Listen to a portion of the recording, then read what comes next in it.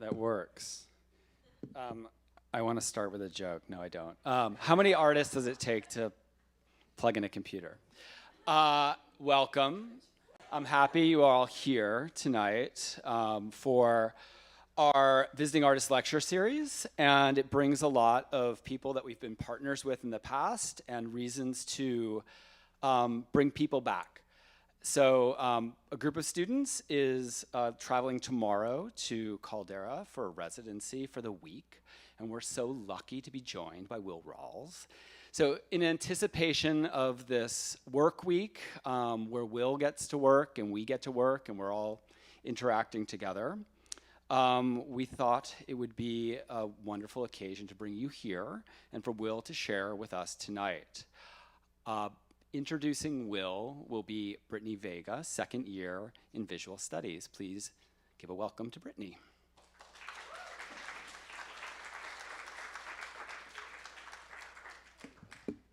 Thank you, Peter. Can you hear me? So good evening, everyone. Thank you for joining us here tonight for the Visual Studies Visiting Artists Lecture Series. It is such a pleasure to introduce Will Rawls tonight, a poetic and non-disciplinary artist, exploring the instability of identity and form afforded by live performance. Will Rawls, a prolific performer of our time, is also choreographer, writer, and director. He has embarked on projects internationally, working with established companies, and creating his own solo and group works. Whether he is examining the mechanistic motions of industrialization, the reconfiguration of traditional forms, or the postures of self-surveillance, to name a few themes. His projects ask questions on how bodies move through space, with an awareness of how historical movements and language might become the framework of someone else's body. Rawls employs dance as a multilingual medium to investigate such conditions of the body in relation to history, race, gender, objects, sound, and text. Choreography becomes a system by which to measure and question the laws that might govern one's body. Rawls explores dance as his form of research to understand how ideas manifest in the flesh. Issue Project Room states, his inquiries into humanity and social inscription aim to shift perceptions of technique and use the personal to redraw notions of power. Rawls lives and works in Brooklyn, New York. There, he's a current resident of Issue Project Room, where his latest piece, Cursor, debuted. Rawls is also a recipient of a Guggenheim Fellowship, a Foundation for Contemporary Arts grant, and a Robert Rauschenberg Foundation residency.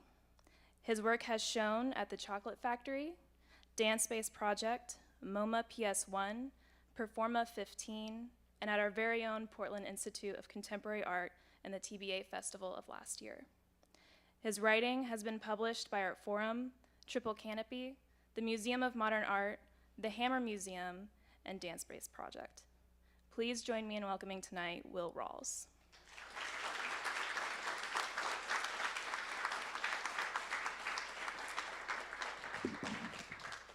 Like other people should always write our bios. I have a joke. How many performance artists does it take to screw in a light bulb? I don't know. I left after 4 hours.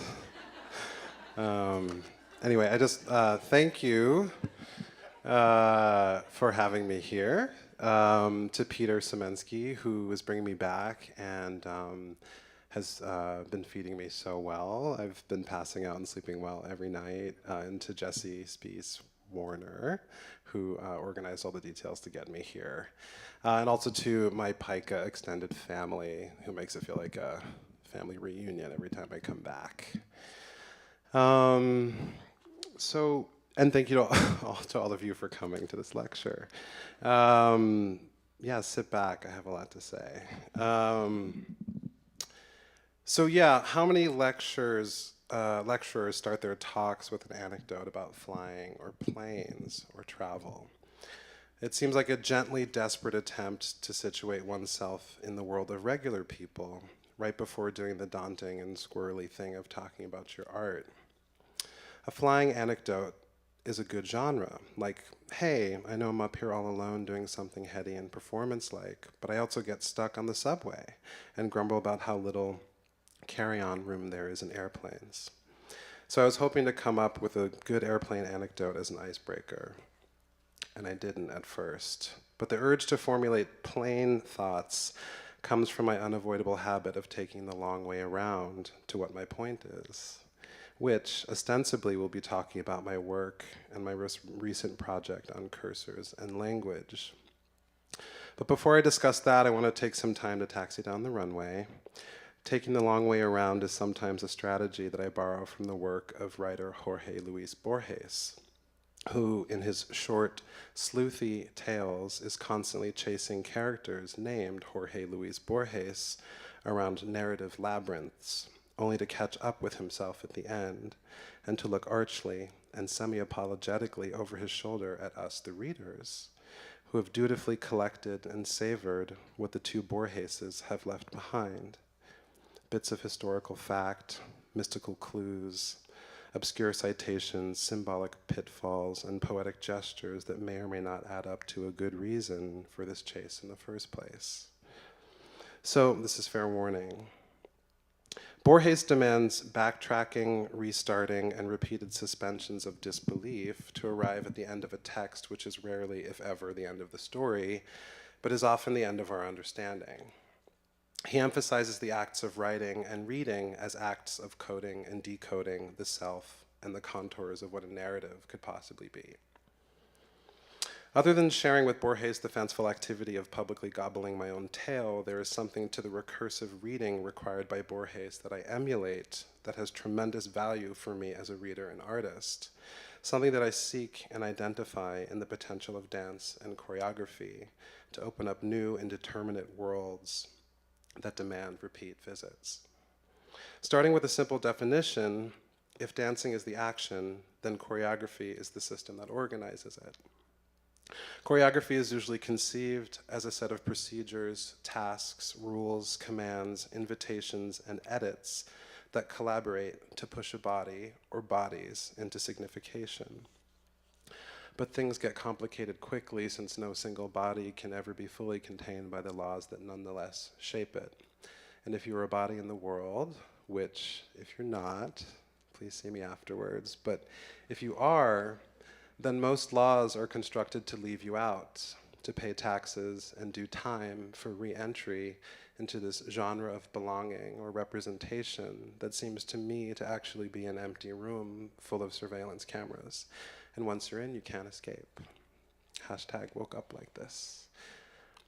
Having spent years as a dancer working for several choreographers, including myself, there is no notation or description of a choreography that remains fully applicable from one project to the next. The act of dancing is in itself indeterminate, inspiring the limits of choreography to come into being. Dance is always lurking as a threat that exceeds choreography's ability to specify and control it. It has the ability to put dance on the back porch, outside of a structure of meaning, that dance must then pay its way back into through literally doing time. In a Western contemporary dance context, to live and work in a contemporary dancer's body is to be radically fungible from one context to another, to hand over one's skills, sensations, and energy to another's abstractions and systems. Yet beyond the fact of dancing's indeterminacy, this fungible dance process is complicated when one is dancing while black, within the strictures of a form that so often glosses over the particularities of how bodies are racially and sexually marked. In particular, Western contemporary dance so often errs in the favor of a dangerous transcendentalism, beyond earthly detail that I find to be out of reach for me. Merce Cunningham so often claimed a kind of radical abstraction, and yet when it is so difficult to separate the dancers from the dance, how then did his black dancers feel as they moved through the crowded spaces of his imagination?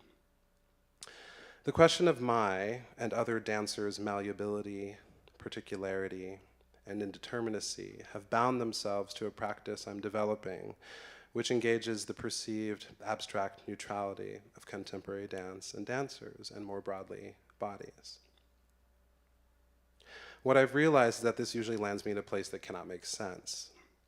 So paraphrasing Fred Moten's terms for Black life, what if dance refused what choreography has refused to it? Among many other artists, I take cues from Borges in my choreography, embracing his restlessness about these tenets of rule-making and sense-making. The rules of literature asked him to don an authorial power that itself seems antithetical to what I understood to be the predicament he repeatedly found himself in, as an erudite and original thinker navigating the colonialisms that were inherent in the Eurocentric literature of his Argentinian education. The act of writing for him is about how his body is situated globally, nationally, and culturally, while taking on the immense abstractions of history, knowledge, and the nature of time. Very casual stuff. And in response, Borges besieges the reader with particularity. In his story, The Zahir, Borges, as a character, recounts his fixation with a magical coin that he has found, a coin that appears to be a centavo from his native Argentina, but is in fact a magical coin with a wicked power to colonize the beholder. According to the story, the word Zahir, which in Arabic means visible or evident, has referred to countless things throughout history. A tiger in Gujarat in the 18th century, an astrolabe in Persia that was thrown into the sea, a vein in the marble of a pillar in the Cordoba synagogue, the bottom of a well in the Jewish quarter of Madrid. The significance of Zahir is potentially limitless, allowing for a torrent of meanings to course through him that explode his bandwidth. The Zahir itself is not just evident, but overly evident, overly present, all too mobile, all too complex to be contained or situated. This is not my forte, PowerPoint, so I'm just gonna. And I quote, "I reflected that there is nothing less material than money, since any coin is, in truth, a panoply of all possible futures. Money is abstract," I said over and over. "Money is future time. It can be an evening just outside the city, or a Brahms melody, or maps, or chess, or coffee, or the words of Epictetus, which teach the contempt of gold. It is unforeseeable time." Borges deftly atomizes the material of the coin into a multiverse of future experiences that could be realized through its expenditure and ultimate release. However, the sinister love of money haunts this tale. Anyone who comes into contact with the Zahir coin slowly forgets all else, including self, succumbing progressively to a desire first to gain purchase on the many facets of the coin's histories, then to indulge the coin's buying power, then ultimately to fixate on the coin itself, or coinness. The tale finishes with the Borges character holding the coin between forefinger and thumb, madly trying to rub it out of existence. Perhaps I will succeed in wearing away the Zahir by thinking and rethinking about it. Perhaps behind the coin is God.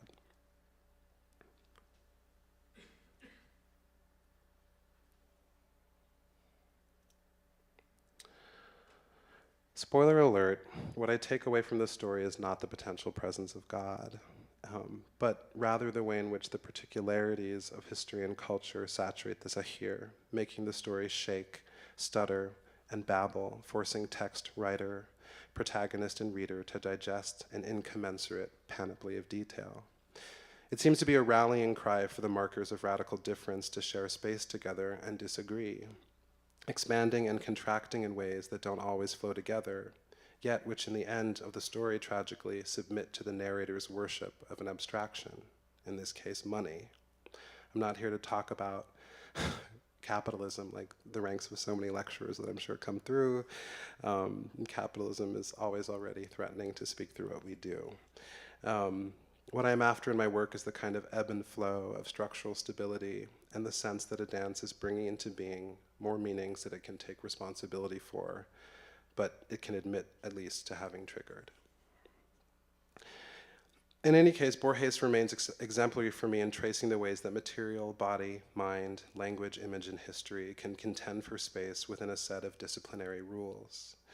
However, when I start to dance, I must always start over at a different beginning when I consider the way that the movement of my body, how my mind puts this movement to language, and how my body refuses to stay put in this language is a process that is never done. Pattern, training, discipline, messiness, wandering, object, blackness, flesh, voice.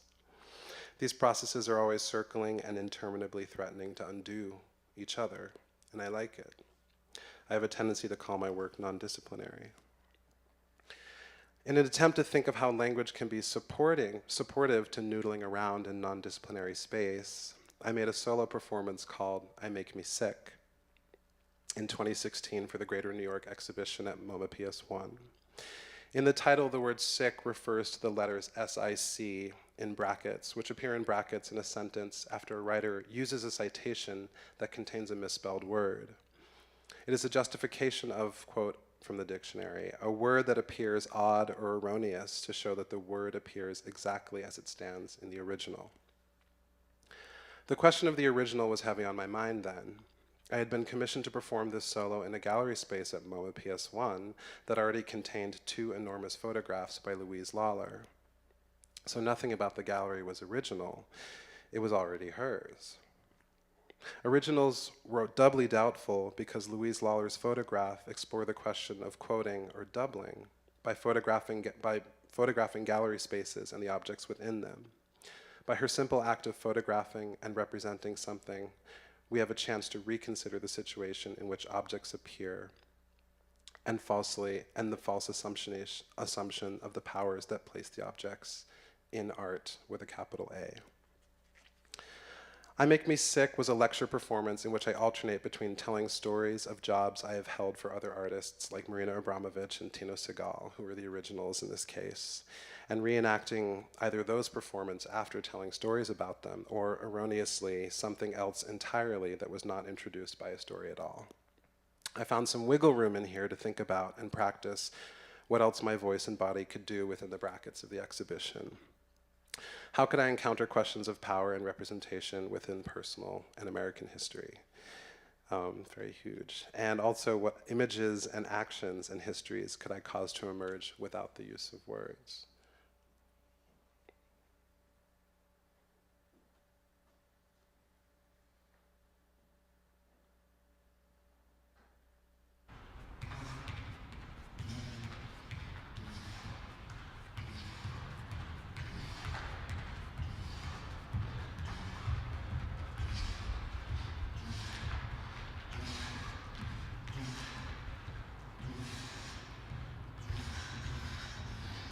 So I spent half the performance facing the Louise Lawler photograph, trying to kind of run into it.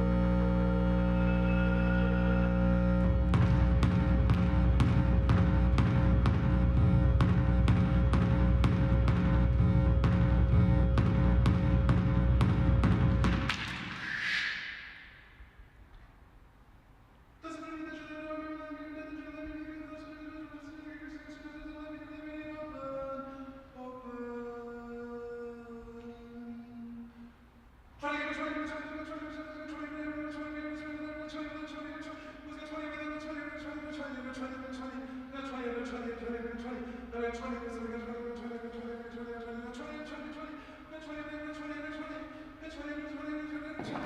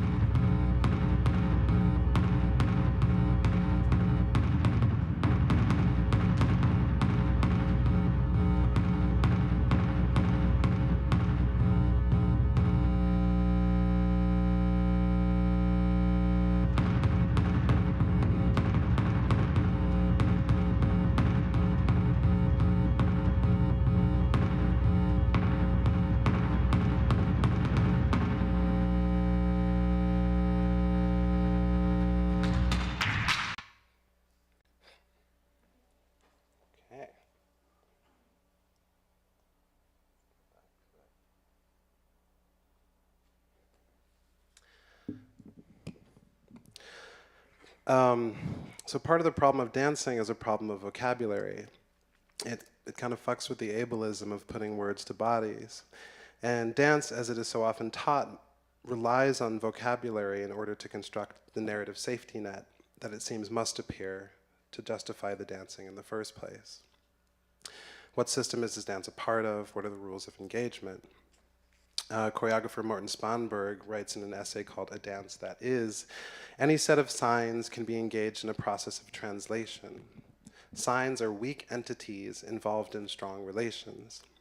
The letter L means L and nothing more, perhaps left, but that's another story altogether. But L is given orientation through its relations. Dance, in respect of culturally coded systems, introduces dance to semiotics, to meaning production, to signification, to translation. Sometimes semiotics is like currency, exchangeable. If dance is made into semiotics, there must exist, so to say, a master key. End quote. If nothing else, I'm refusing to give up the master key to anyone, which gets kind of absurdly funny when you're also busy trying to share your work with as many people as will watch. But I'll go back to Spanberg's mention of the alphabet here, the letter L and its relations. In my case, the letter L doesn't stand for left, but rather falls for William Pope L, an artist whose work spans the terrain of performance, writing, objects, and refusal in ways that skid across and withdraw from interpretation at the same time. In Pope L's exhibitions, things hang out together in what I would call a non-disciplinary gangster lean. It takes concentration and a nimble sense of dark humor to detain a conclusion or punchline while offering such an intensely suggestive experience through the materials. Lauren Berlant describes Pope L's work as, quote, an active space of suspension, end quote, in the catalog for Showing Up to Withhold, which was published in tandem with Pope L's exhibition at the Renaissance Society in Chicago in 2013. Staged in and around a large structure that resembled a room-sized penis, the exhibition, entitled Forlisten, encompasses, among other things, a wall covered in ketchup and joint compound, video work made from budget porno films, a pair of sculpted pant legs with a speaker inserted at the crotch called Du Bois machine, glasses of evaporating water, and black helium balloons that are slowly leaking their gas and sinking to the ground. Also included in the exhibition is a particular edition of Pope L's skin set drawings. Previously, these skin set drawings have been made as verbal statements that Pope L marks on paper by using a varied set of materials, including correction fluid, coffee, hair, and mayonnaise, creating statements like black people are guilty, black people are grape, black people are magic marker in the elevator, black people are a single flower, brown people are a theory about green people, brown popel are illegal immigrants, orange people are my balls in summer, red people are the moon, the fort, and the Kmart, red people are the mascara, white people are the pound of my flesh at orgasm, yellow people are the bee of anality, yellow people are the favorites of monster, blue people cannot conceive of themselves, blue people are the tears of God when it is sleeping. K. Selim Muhammad writes about these in the same catalog, showing up to withhold as well. As statements, these titles represent provocative claims that are sometimes all too familiar, sometimes counterintuitive, sometimes patently false, and sometimes bafflingly nonlinear. Pope L deploys various forms of arbitrariness strategically to enable such allegorical swervings that create interference or noise effects that are difficult to separate from the primary significance of the work, which veer off into unfocused or irrelevant areas while still managing to maintain the sense that the works are still interrogating attitudes about racial identity. For the four-lesson exhibit, Pope L created a set of skin-set drawings that were subtitled "The Space Between the Letters," which perform exactly what the title says by contouring the space between the letters, which impose at the top, bottom, and sides of the paper. The letters, in my opinion, are surgically removed or altered.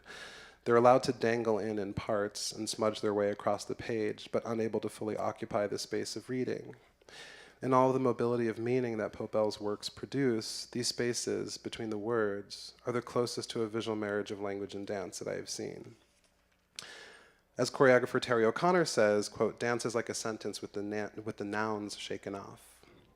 Perhaps in these skin-set drawings, we're looking at the nouns that Pope L is repeatedly outpacing. Dance is sentenced to this shaking, circuitous, kinetic indeterminacy. Taking the long way around is also symptomatic of being my father's child. He, the youngest of 9, is the family historian and a natural-born storyteller of the deep Southern tradition, for whom the points of stories may not be in their morals, but simply in the gesture of filling that space of togetherness that we are both fortunate enough to share once again. A moment to catch our breath and say what comes to mind in the long-distance run along the heterogeneous highways, arteries, back routes, sudden exits, and multiple entries of Black America. His childhood spent harvesting cotton in the swamplands of Waycross, Georgia, under Jim Crow, and my childhood spent translating Latin in the Tony halls of a private Boston education, splinter along more lines of masculinity, labor, privilege, and racialization than it is possible to name here. But if you invite me back, I can talk about it. Suffice to say that my father and I chase each other around in our imaginaries, like Borges chases Borges, each convinced that the other is the beginning and limit of something. We are still discovering how the other serves as protagonist or objective, as hope or as disappointment, clue or red herring. In our more ambitious moments, we try to engender forms of liberation rooted in one another's future and past. And in our less ambitious moments, we just try to help each other claim a process and a position that is simply personal within an American system that drives us both towards self-ignorance and something that feels more person-like than personal. Between us, my father and me, shuttles the bodies of language we share and don't share. These days, when we do see each other, I often imagine the emails and text messages that have mediated our travel plans to arrange such a communion.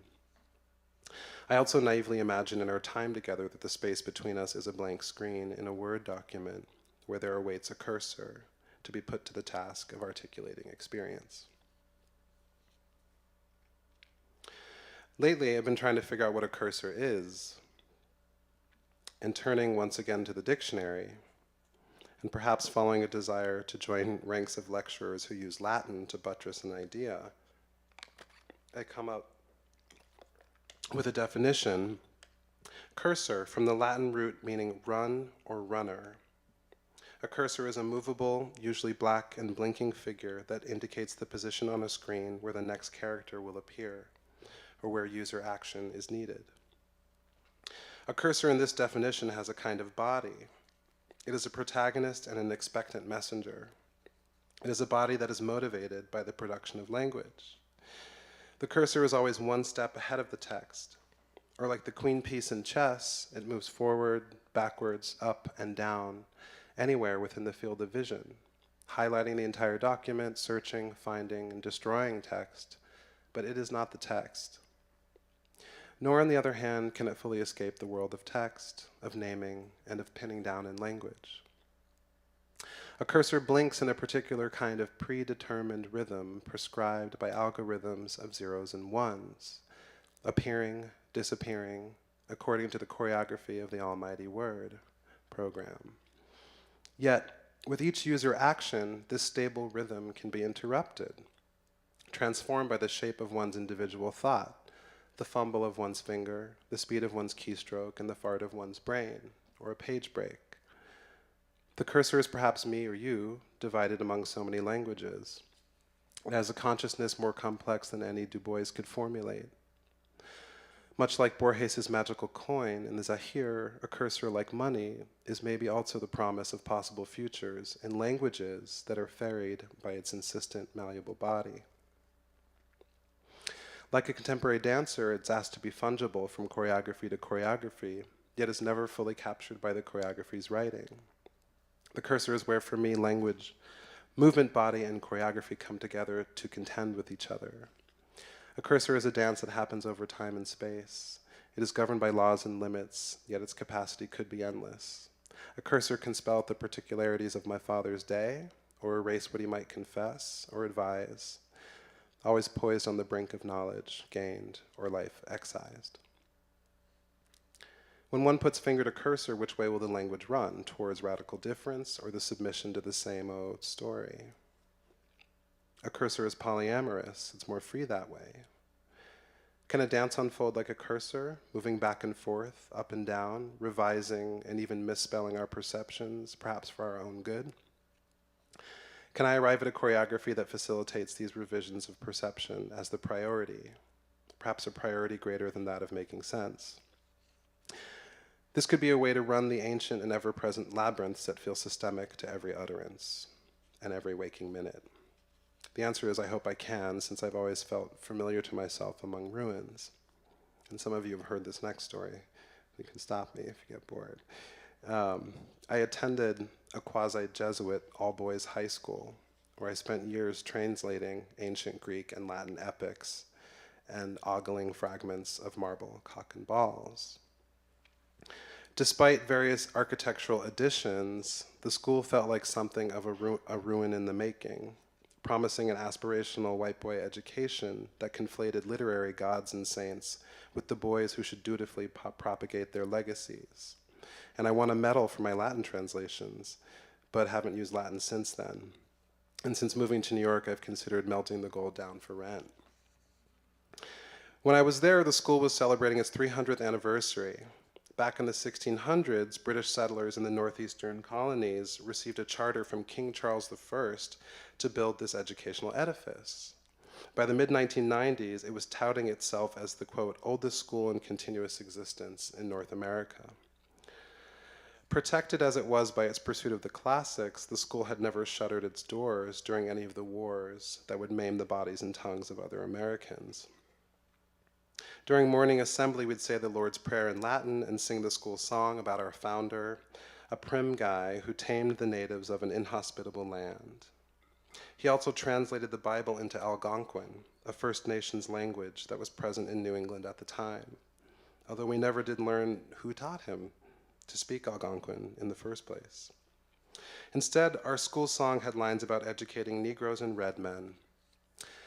But as the 90s progressed, these lyrics raised more and more eyebrows, eventually leading to a change in the chorus to something like, he taught blacks, whites, and Indians to walk the narrow way, and he founded this ancient Latin school. It was the half-baked victory of kind of bourgeois identity politics. The predetermined sense of excellence I was supposed to feel while speaking Latin and Greek was cut through with feeling faggy most of the time. Or maybe it was dancerly, but it was a fine line. After assembly, we'd trot off to class, where we'd study the porch of the caryatids on the north side of the Erechtheion temple, or we'd translate into English the adventures of Dicaiopoulos. Dicaiopoulos is like a B-list protagonist in an underread Greek epic, and his name means just city, and apparently the word dick is linked to supreme justice, which seems like a big joke to me. But the fact that the tale of Dicaiopoulos showed up on our syllabus was strange. He had a very boring life, buying some cattle, had a wife, a boat trip here and there, enjoying the privileges of economic prosperity in a nuclear family. There was no beheading or any twink lovers like many of the Greeks enjoyed. It was pretty boring. But it seems that the tale of Diciopolis landed on my syllabus as a joke held over from England in the 1600s, when the phallic flourish of Dick's name first tickled a royal mustache or two. And every now and then we'd ponder the sculptural evolution of Greek choroi, as century by century, their naked muscles grew ever more graphically engorged until these men were draped about the Renaissance Forum in an impossible blend of turgid and languid, like tight ends lounging in a locker room post-circle jerk. Each of us boys received a small packet of these turgid and languid images to study in private at home. Chafed and morphed from the surgeries of time, the choroi were sexy survivors to me, and became my first gay porn in the pre-internet age. I'd savor the stiff gesticulations of my naked Greeks while shuffling them among mental snapshots of my shirtless classmates drenched in Drakkar Noir before our school dances. I doubt the school intended the choroi for my personal yank bank, but spending intimate hours with them at night helped me ejaculate their names into my quizzes the next day. I wonder if knowing their names as well as I did and acing my quizzes served ipso facto as a giveaway of my private educations. Me ineptum interdum modo elabatur. After classes, I'd saunter past phalanxes of other young scholar athletes, whose cliques clacked out to the sports fields to labor in the school's image. By some accounts, the models for the choroi sculptures were slaves captured by the Greek state. So this all made sense to me. The origins of the choroi models remained partially unknown, likely due to this slave lineage. They are the silent clay of a civilization that my school so assiduously maintained. The way a choro strides forward with his left leg heralded a revolution in the development of Western sculpture.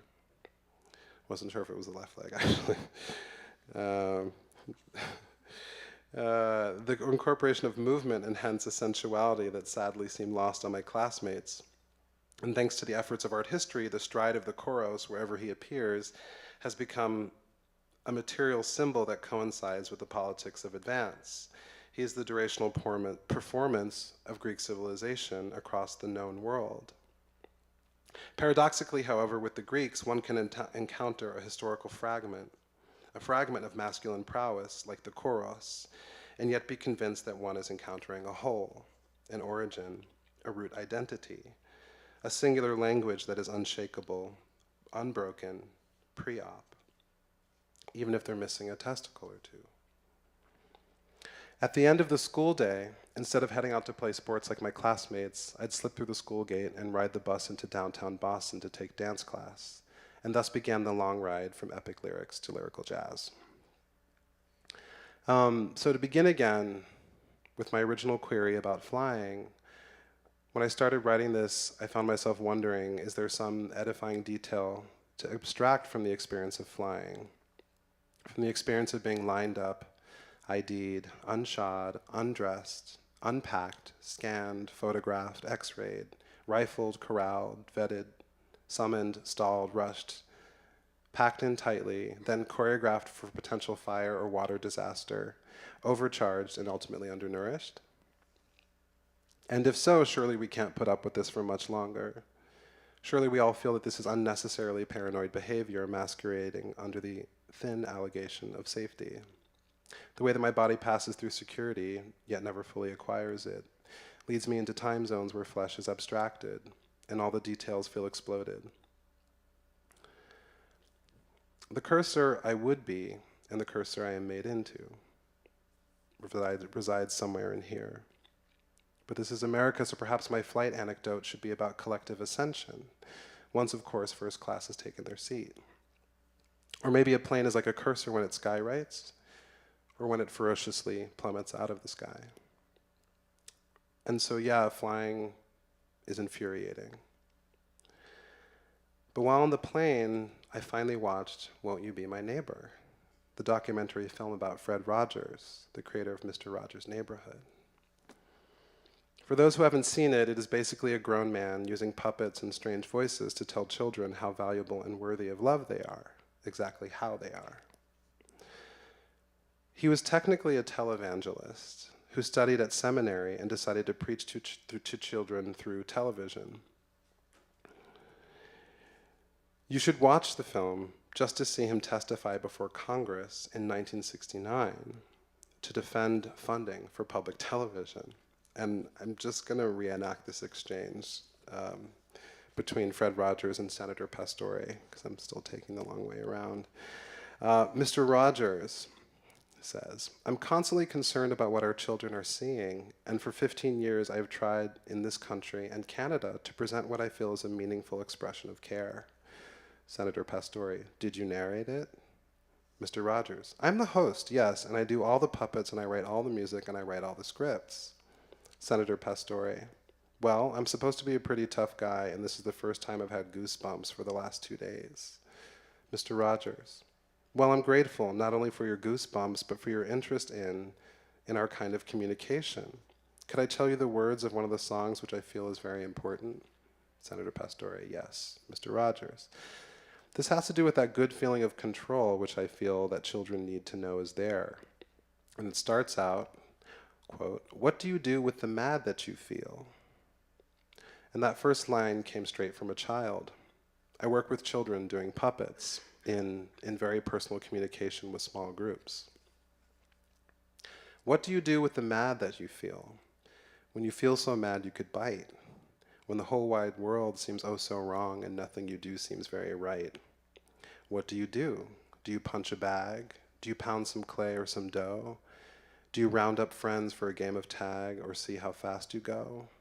It's great to be able to stop when you've planned a thing that's wrong and to be able to do something else instead and think this song. And then he sang in Congress. I can stop when I want to. I can stop when I wish. Can stop, stop, stop any time. And what a good feeling to feel like this and know that the feeling is really mine. Know that there's something deep inside that helps us become what we can. And then he says some like really outdated stuff about gender that I'm not going to repeat. But he won $20 million for public television at that very moment. And I found myself sobbing in coach. I digress. The other part of the Mr. Rogers documentary that I loved explained a special code that is embedded in an episode of the show where Lady Aberlin is speaking to Daniel Striped Tiger about 3 numbers that he is holding up, 1, 4, 3. She asks, "What is this?" He explains, "Well, the 1 is for the 1-letter word I, and the 4 is for the 4-letter word love, and the 3 is for the 3-letter word you." And I know I'm swerving hard here, but I think that somewhere in my psyche I realize that this layered coding or signs and symbols is deeply connected to relationality and personal expression. Mr. Rogers knew that we all speak in codes, and we need time to kind of spell it out. And something else that Mr. Rogers did was he took his time in his shows. Like as television was speeding up and the edits were going faster, he would sit there. He literally had an episode where he said, "Do you want to know how long a minute is?" And he just timed a minute. It's like great performance art. It surprised me by how this little anecdote about 143 was connected to my most recent project focusing on the language of Brer Rabbit tales, a highly contested collection of children's stories. The Brer Rabbit tales were compiled by a white Southern folklorist, Joel Chandler Harris, a working class, out of place son of an Irish immigrant who found himself apprenticing at a printing press on a plantation in Georgia in the 1860s. Because of his humble station in life, Harris spent much of his free time in the slave quarters where he felt most at home and compiled hundreds of stories he claims to have overheard being shared among the enslaved people. This led to a compilation of stories and the invention of a fictional narrator, Uncle Remus, who was meant to be the epitome of a genteel, obliging black man, happy to spin out some magic at the end of the long workday.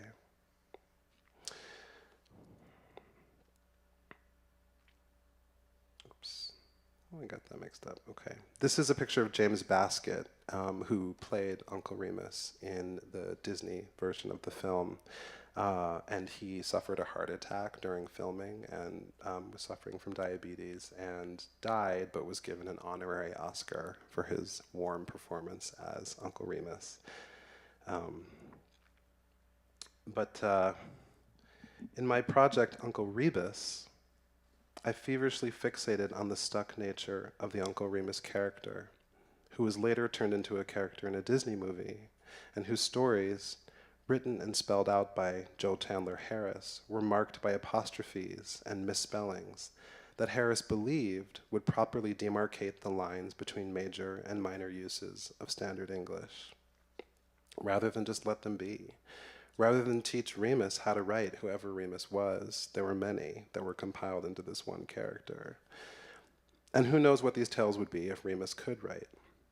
Needless to say, this apostrophized voice was held captive and has been held captive as an imaginary black narrator in the mind of America for over 100 years. In the words of Jean-Michel Basquiat, another art writer that I love, same-o, same-o. Anyway, so somehow I felt that dance was the best way to cause a ruckus in Uncle Remus's life, because dance operates at an entirely different medium than language. I didn't want to be interdisciplinary about it because I felt like, in general, integration is implied through interdisciplinarity, and I'm not sure if we're there yet. So that's also why I'm wondering always what non-disciplinary can do. More specifically, I thought about movement and motion in language, and how these could have a swerving effect to meaning. And how then would the dancers be the cursors that I had been thinking about? I began playing around with the word rebus, which is a puzzle in which words are represented by a combination of pictures and letters. You've got like the picture of an I and the letter C, and then like the letter U, and you're supposed to come up with I see you. So I spent time with the dancers to discuss how language and storytelling operate today in their world. In our age of text messaging, typos and acronyms became a useful, unruly skill set for intervening into the Remus tales. I printed an alphabet on plexiglass and arranged it in a QWERTY keyboard formation. I printed a second alphabet and had it off to the side as a reserve of letters. Then I distilled down several Brer Rabbit tales into 4-sentence allegories and invited the performers to play with spelling and unspelling the sentences.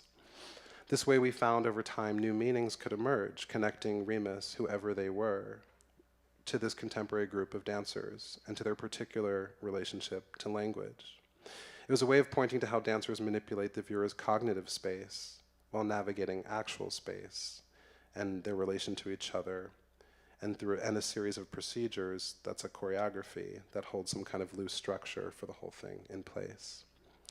Punctuation became visual and replaced the row of pictures which are used in a traditional rebus puzzle. My questions kind of were, could the dancers be the cursors who write for themselves? Who think alongside a choreography but veer off from it as they see fit to articulate their own narrative agility? Could the choreography collapse around its content of words and people? Could these dancers never emerge as a narrative safety net? Could these stories ultimately teach nothing? Could Uncle Rebus turn towards unlearning, as Lauren Berlant has written? Unlearning, yet without letting go of what one knows to be true in one's body.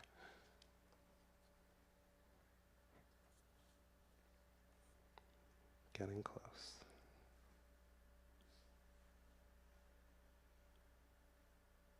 And the sound is by me. It's YouTubes of crickets.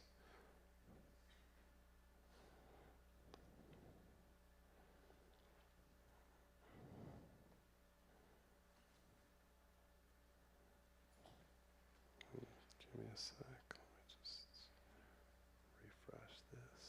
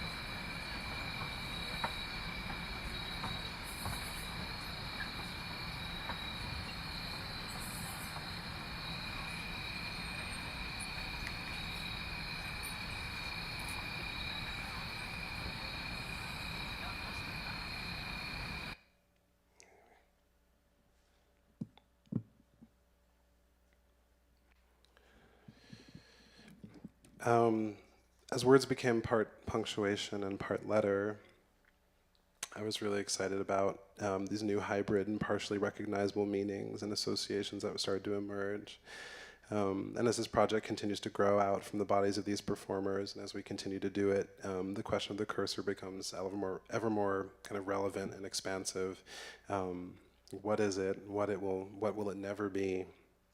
And where will it go next? And just to finish, I've also kind of been working on the image of a cursor, and I did all this research on fonts and letters and found an old school computer font where the cursor used to be a square instead of a line. And it seems kind of closer to a body because there's just more of it there. And I blew it up and pixelated it, and then I started doing screen prints of it. And I kind of become obsessed with the image of the cursor and kind of doing multiple prints and bigger prints and sizes of it. But screen printing is also kind of like a choreography, which I've been really gotten into. It's like I'm trying to figure out how to kind of burst through it and continue to take up indeterminate space in the world. And it looks like our connection is dead again. But there we go. Hey la. So I'll just show you a few of these cursors to finish.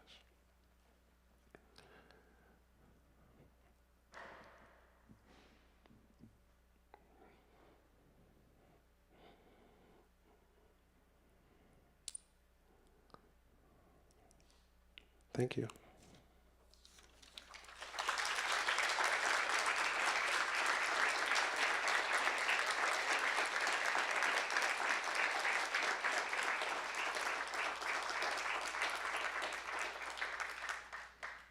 I'm happy to take questions if there are any.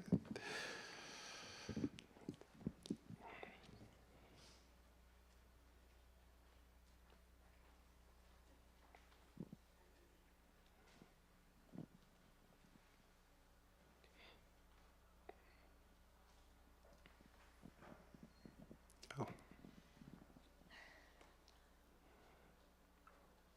Trying to think how to word it. Story of my life. Yeah, really, yeah. So I want to question about the dance performance that you showed us at the beginning. Yeah. How long did that take to do it all? Like memorize what to say, memorize what to do, and all the jumping and all the exercise and. My whole life.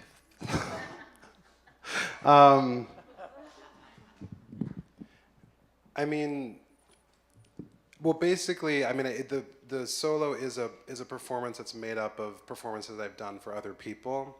So the running that I was doing is something that I rehearsed with a dance company for a long time, and then I quit because I actually got a job working as a zombie in a Will Smith film. This is like another story that appears in the show. So that was a kind of a body language that was in my body due to working with someone else.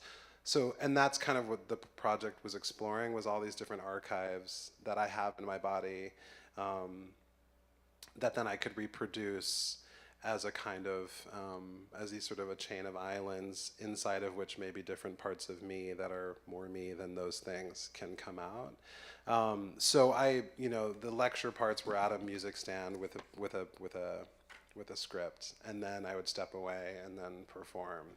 But I did a whole zombie, like we had to sort of train in this zombie technique, which was about like fluttering your diaphragm and like it just looks like you're vomiting. And so I did the last dance is like a kind of vomit dance at the end of the show. I was an interpreter for Tino Segal at the Guggenheim Museum, and I restaged that work as a piece of theater inside of the show. So they were kind of already there, and I just had to sort of edit and figure out what should be there. Makes more sense now. Yeah.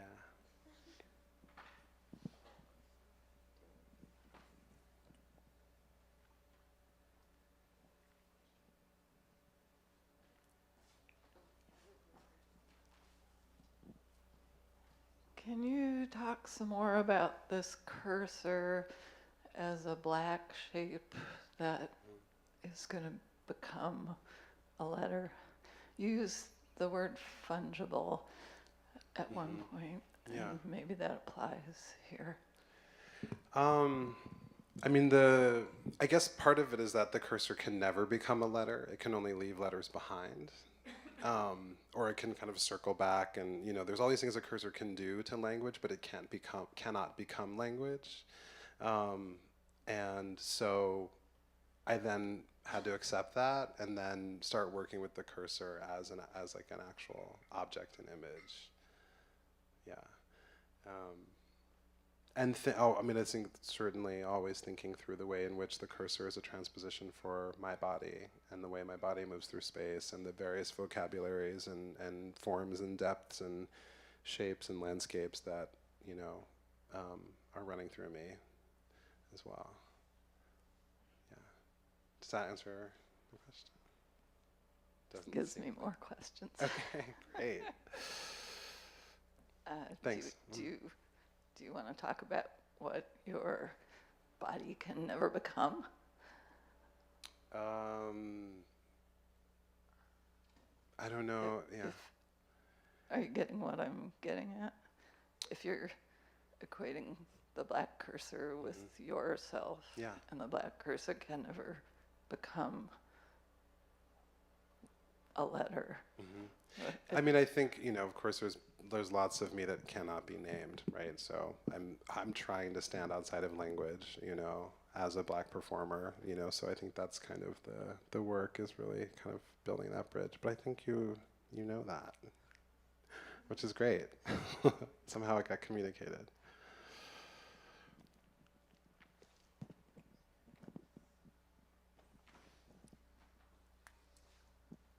I'd love to hear you maybe talk a little bit about the differences between interdisciplinary and non-disciplinary. You touched on it a little bit, but I want more. I don't know. I mean, it's kind of, I think when I studied art history and I studied dance, and so I was always like studying the history of objects and like looking at dancers and bodies in painting and in the history of everything, but not actually spoken about in terms of dancing so much. I mean, this was also like a very Western education, as I talked about.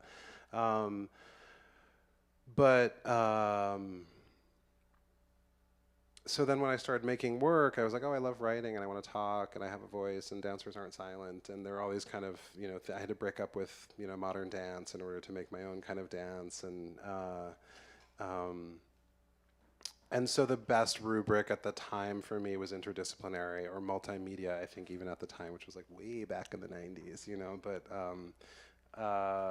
as I started really looking at what I was making, I realized that the word, as I used to continue, as I always do, to like analyze and obsess over the use of language and words, like the word inter didn't seem to do it because I didn't want these things to fit together. I wanted there to be a lot of space to wonder. I wanted there to be a lot of like failures of connection that feel to me, which for me feels like what it's like to be in my body, right, and move through the world, I'd say. And then moments of connection as well, but just that I wanted the experience of watching the work to feel like, to be like completely collapsed onto like how it's made and how I'm thinking about it. And so non feels like it doesn't necessarily pretend like I don't have training, or technique, or that discipline isn't part of my history. But it's kind of saying no in a way. It's like calling it up and then maybe saying no or putting it in a like sort of, like troubly position. And it's also a term that I think, can mean a lot of things too, which is what's fun about non-disciplinary. It can hold more than just me, hopefully.